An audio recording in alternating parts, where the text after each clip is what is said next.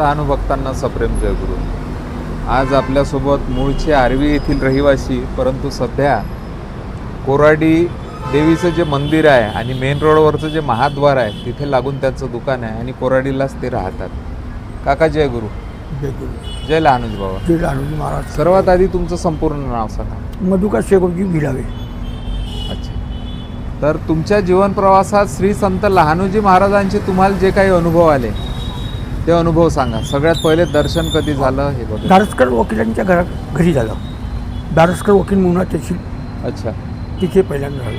सगळ्यात पहिले दर्शन झालं बाबाजीचं. तसं लहानपणी आम्ही टाकरखेडला जातच राहत होतो. हो, असं काय. तर तुम्हाला जे आठवते एखादा प्रसंग सांगा बाबाजीचा. अगोदर मला अशी काही बिमारी झाली होती. बरं. लहानपणी कमीत कमी मला वाटते 6 वर्षात असताना असं बारीक हातपाय जे होतात बिमारी म्हणतात, हो. ज्या कुपोषण ना म्हणत लोकांना छोटी बिमारी राहत होती. हातपाय बारीक, संडास, उलट्या यावर. त्याच्यानंतर बाबाजीच्याजवळ मी गेलो.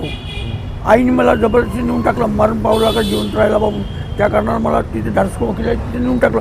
त्या टायमाला त्यांनी मला 2-3 काड्या मारल्या. असं काय. तिसऱ्या दिवशी मी व्यवस्थित झालो. हो का. बिमारी पाहिली नाही. अजूनही बेडवर बिमारी पाहिली नाही. पाहिली नाही तेव्हापासून पाहिलीच नाही. पाहिलीच नाही. आयुष्य बेड मला आठवला नाही. काठीचा प्रसाद भेटला ना तुम्हाला बाबाजीचा.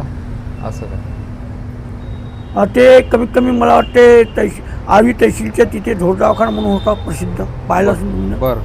झोर दवाखान्यासमोरच तिथे दारसकर वकील म्हणून राहत होते. त्यांच्या घरी हमेशा ते येत होते. बैठक घेत होते त्यांनी. त्याच्यानंतर तिथे काही मुलं आले. आर्वीचेच मुलं आले होते. तर आर्वीचे मुलं ज्या टायमाला दर्शनाला गेले बाबाजीच्या, त्या टायमाला त्यांनी सांगितलं का बाबाजीने आपल्या मनाने त्यांना ओळखलं. कॉलेजची मुलं होतं, त्यांना जाऊ नको म्हणून. त्या टायमाला ते मुलं जबरदस्तीने आले त्या ठिकाणाहून. तर 6च्या 6 जण स्पॉटवर मरण पावलं. ट्रक उलटला. जागेवर झाली ती. ही गोष्ट मी सत्य परिस्थितीला पाहिजे. आणि महाराज असं चालूच राहत होतं.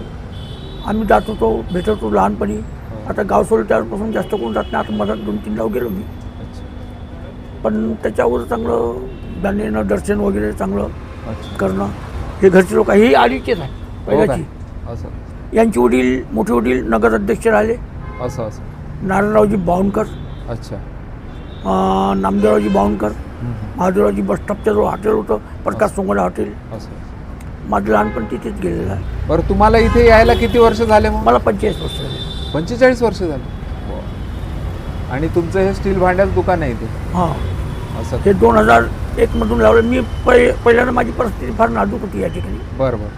फक्त अंगावरच्या कपड्यावरच होतं म्हटलं तर इथे आले भावाच्या जवळ. हो. लग्न झालं माझे 81ला.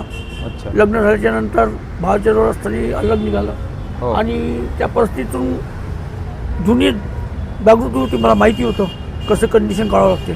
शेवपाणी न करता या ठिकाणी मी आतापर्यंत पोचलो. शेती आहे माझीवाली. शेतामध्ये मकान आहे. इथे शेती आहे? इथेच शेती आहे. हो का. आणि पहिल्यांदा मी लाईनमॅन होतो.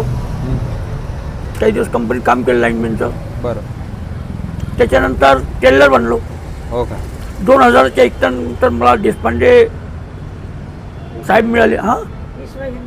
विश्व हिंदू परिषदेचे साहेब मिळाले. त्यांच्या संग माझा चांगला संबंध झाला. त्यांनी म्हटलं दुकान ओपन आता सध्या करू नको. माझी 2001ला ओपनिंग होणार होती दुकानाची. बरं. त्यांनी मला जबरदस्तीनं तिकीट स्वतः भरून काशीला नेलं. त्यांच्यातनं काही घडाच विश्व कुंभमेळा पाहिला मी. अच्छा. आयुष्यामध्ये. तर त्यांनी मला कुंभमेळ्याचं दर्शन दिलं. स्वतःहून तिकीट भरून स्वतःहून त्यांनी घरी आणून दिलं. हे एक पुण्य मला मिळाली. त्या दिवसपासून मला जे लिंक मिळाली तर माझ्या चांगलं व्यवस्थित आहे. सगळं व्यवस्थित. सर्व व्यवस्थित आहे. संतांच्या कृपेने सगळं बरोबर आहे. सर्व दिलेलं आहे. आता समोर मी तेली समाजाचा आहे. कोणी पैसा नाही दिला. त्या बस स्टॉपचे ती बॅनर लावल्या. दिसलं का मला संतांची जगणारे महाराजांचा बॅनर स्वतः आपल्या खर्चाने करून तयार केला. मला जाणीव आहे त्या गोष्टीची.